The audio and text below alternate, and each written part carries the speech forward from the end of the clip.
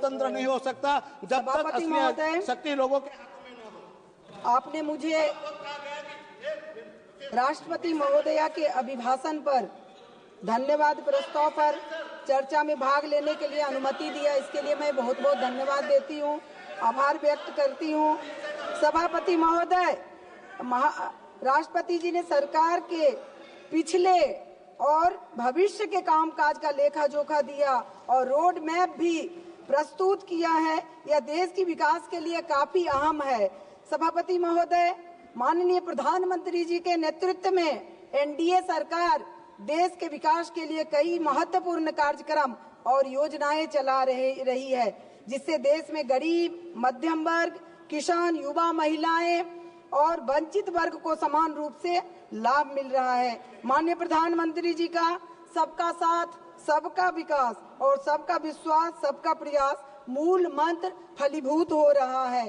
सभापति महोदय, एनडीए सरकार की महत्वपूर्ण नीतियों के कारण ही देश जल्द ही विश्व की तीसरी सबसे बड़ी अर्थव्यवस्था बनने जा रही है।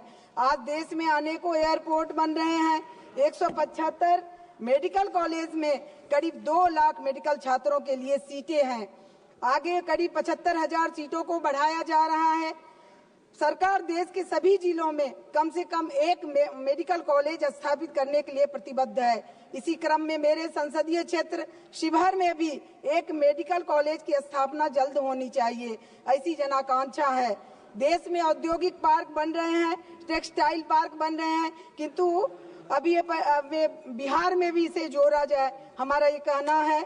माननीय अध्यक्ष महोदय, मैं आपको बताना चाहूंगी कि बिहार जब है, बंटवारे के बाद बिहार में बाढ़ सुखाड़ की ही बाकी रहा और खनिज संपदा झारखंड चले गए।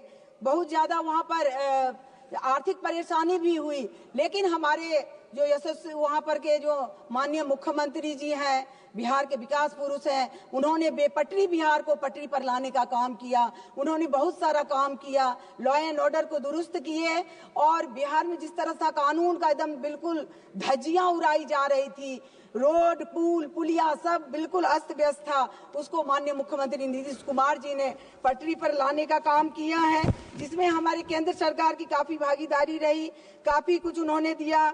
मुख्यमंत्री नीतीश कुमार जी ने 50% महिलाओं को पंचायती राज में आरक्षण दिए, साइकिल योजना में लड़कियों को दिया गया, पुलिस में महिलाओं की सबसे ज्यादा भर्ती हुई। आज बिहार को देश दुनिया में गर्व से नाम लेते हैं। एक समय था जब बिहारी को गाली समझा जाता था, लेकिन आज बिहारी जो है अपने को गर्व महसूस करते हैं जब से नीतीश जी मुख्यमंत्री बने हैं। विभाजन के बाद बिहार का बहुत बुरा हाल था, आर्थिक तबाही से बिहार गुजर रहा था। माननीय मुख्यमंत्री जी सुशासन से बिहार को आगे बढ़ाए, पटरी पर लाए। केंद्र सरकार का भी मैं आभारी हूँ कि उन्होंने बिहार को आगे बढ़ाने के लिए काफी वित्तीय सहयोग दिए हैं, इसलिए माननीय प्रधानमंत्री जी का भी मैं आभार व्यक्त करती हूँ। बहुत सारी बातें हैं, समय अभाव है, ले आपको मैं कहना चाहूंगी कि 26 साल में मैं सांसद बनी और वो वैशाली चुनाव था, उस समय बिहार जब है आग में जल रहा था। इस तरह का था माहौल कि बिहार मतलब कि रोम जल रहा था और नीरो बंसी बजा रहे थे। उस समय जो था, जिस समय में था नीतीश जी के पहले लालू जी की सरकार थी, जात पात पूछा जाता था, लोग सुबह जाते थे शाम में आएंगे कि नहीं, कोई गारंटी नहीं रहती। इस तरह के माहौल को 2005 से माननीय मुख्यमंत्री जी नीतीश कुमार जी ने सही करने का काम किया है। तो इस तरह रहा है, आप जान रहे हैं, और उसमें केंद्र सरकार का सहयोग भी हमें मिल रहा है।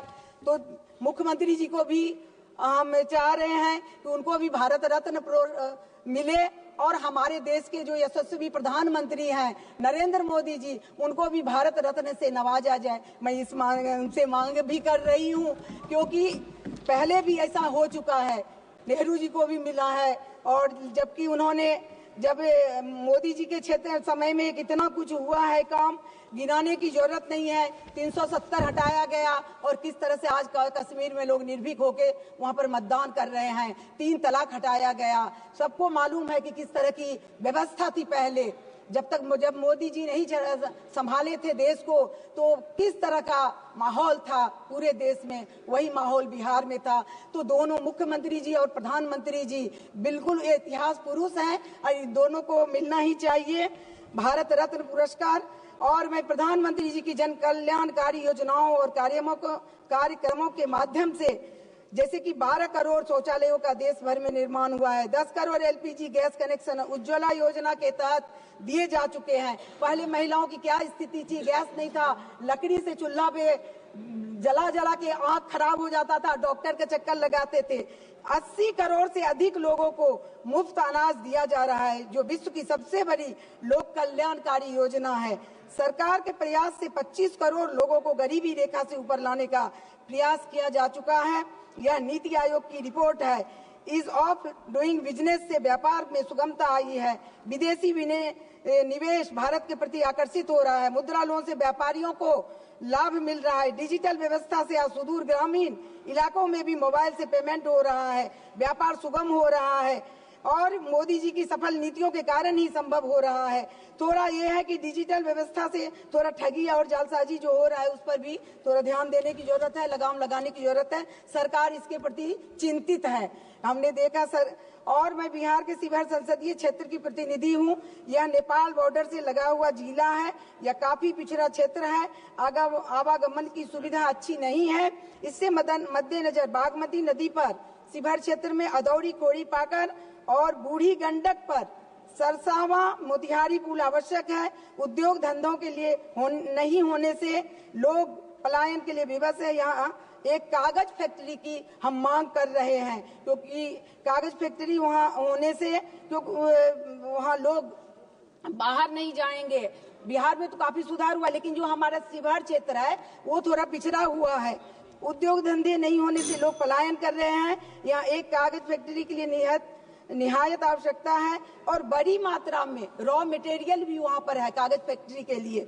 मेरा क्षेत्र भीषण बाढ़ से प्रतिवर्ष प्रभावित रहता है और मैं चाहूंगी कि वहाँ जल्दी से जल्दी रेल लाइन वाला भी मैं मामला उठाई थी। रेल मंत्री जी उसमें ध्यान दे रहे हैं, लेकिन चाहूंगी कि जल्दी से जल्दी क्योंकि रेल मार्ग अभी तक नहीं है 75 साल की आजादी के बाद। और दूसरा, मैं आप ही के माध्यम से माननीय गृह मंत्री जी का आभार व्यक्त करती हूं कि उन्होंने बंद पड़े रीगा चीनी मिल को खुलवाने का काम किया, जिसमें माननीय मुख्यमंत्री जी का भी सहयोग रहा, नीतीश कुमार जी का भी। वो चाह रहे थे कि जल्दी हो और ये रीगा चीनी मिल अभी खुल चुका है। उनको आभार भी मैं व्यक्त करती हूँ। और साथ ही साथ वृद्धावस्था पेंशन जो है, मैं चुनाव के दरमियान देखी कि वृद्धावस्था पेंशन बहुत कम है बिहार में, 400 मात्र है, जिसे गरीबी के समय में, इस समय में गरीबी है, महंगाई है, तो वो अगर 2000 कर दिया जाए या 1500 भी कर दिया जाए तो काफी कल्याणकारी रहेगा।